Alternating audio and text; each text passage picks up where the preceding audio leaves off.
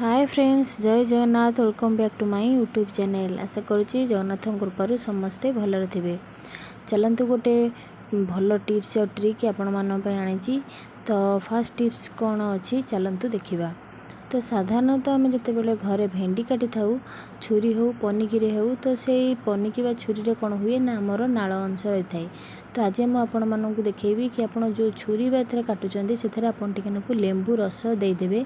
देखिए आपड़ जिते बड़े भी भेंडी काटे तो भेंडी काटला पर से नाल अंशटी आपण मानकर लगे ना।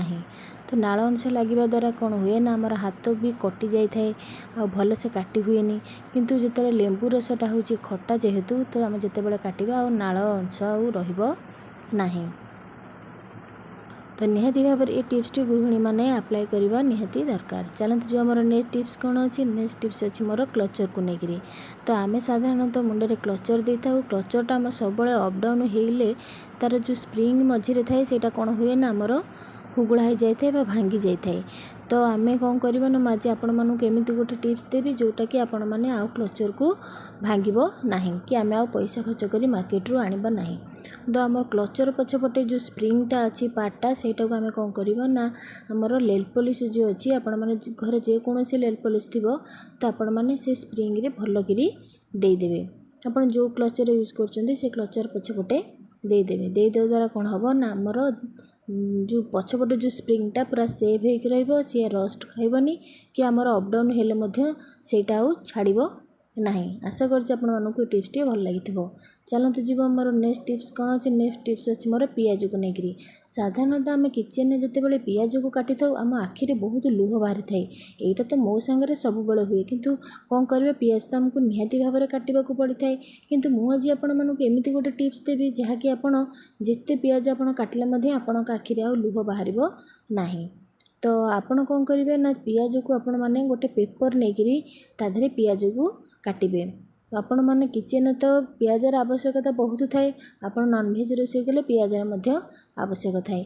तो आपण मैंने देखो पियाजर जो पानीटा कौन हुए ना आमर आखि की पड़े। मुझे पियाजटा को पेपर ऊपर थोली आपण मैंने जिते बड़े भी पियाज काटे तो खंडे पेपर नहीं कि काटतु देखिए आपण आखिर जमार भी लुह बाहरनी। ये टिप्सटा आपण मैंने निहाती भाव में घरे ट्राए करूँ। आशा करुच्ची आपण मानक ये टिप्स मोर निहाती भाव में भल लगी। तो पियाज काटिला बेले जिते बड़े आखिरी लुह बाहर आम काटापी बहुत असुविधा होता है। तो ये टिप्स द्वारा आपण मैंने पियाज काटतु देखिए आपण आखिर जमार भी लुह बाहरनी। आ पियाज चोपा भी एपट सेपट हेनी। आपण मैंने जो काटे ता साइड्रे पियाज चोपा को एमतीका रखिदे कारण आम काटिला बेले पियाज चोपा एणे तेणे उड़ी जाए जहाँफल कि आमको पुणी असुविधा होता है। पेपर द्वारा रखिले कौन हम ना पेपर से पानीटा को ऑब्जर्व करने देखूँ यहाँ करने द्वारा आखिरी पोड़ा हेब ना। चलन जी आम नेक्स्ट टिप्स कौन अच्छे। नेक्स्ट टिप्स अच्छी गोटे खाली डब्बाटा को लेकर।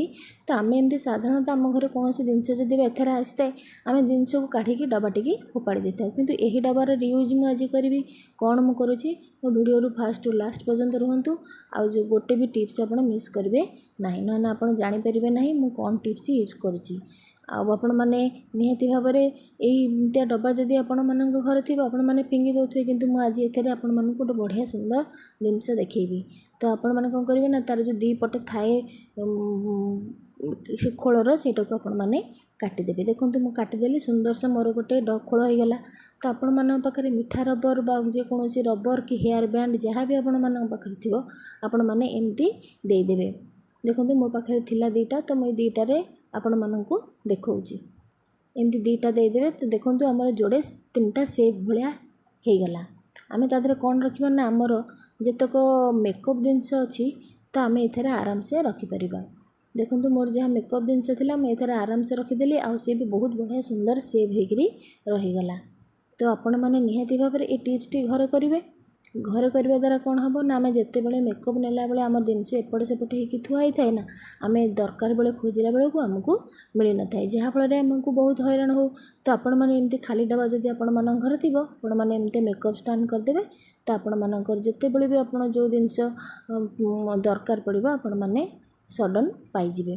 तो ये खोल तो आम फोपाड़ी दे था किंतु टिके आइडिया खर्च कर आम जदि कम लगे पार आमर मन भी सेव हो जिनस भी आमर नष्ट हो ना। देखो केते सुंदर भाव में मोर मेकअप जिनस को रखिदेली जहाँफल कि जिते बड़े भी मुझे जहाँ खोजी तो आराम से मु ପାଇଯିବି।